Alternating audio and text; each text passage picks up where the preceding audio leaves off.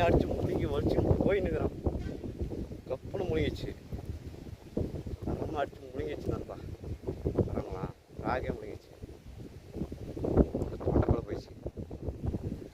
தொண்டைக்குள்ளே போயிடுச்சு.